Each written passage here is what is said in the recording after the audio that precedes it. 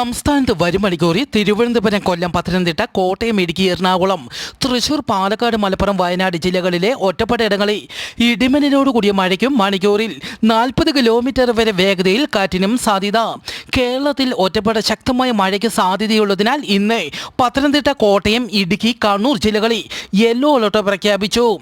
സംസ്ഥാനത്ത് ഇന്ന് ഒറ്റപ്പെട്ട സ്ഥലങ്ങളിൽ മണിക്കൂറിൽ 50 കിലോമീറ്റർ വരെ വേഗതയിൽ കാറ്റിനും സാധ്യത.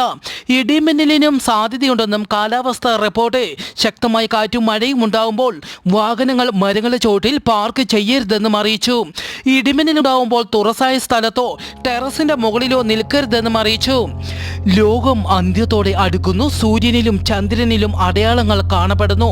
ലോകത്തെ യുദ്ധ കാഹളം മുഴങ്ങുന്നു. റാപ്ചർ, അതായത് ഉൽപ്രാവണം, ഏത് സമയത്തും സംഭവിക്കാം.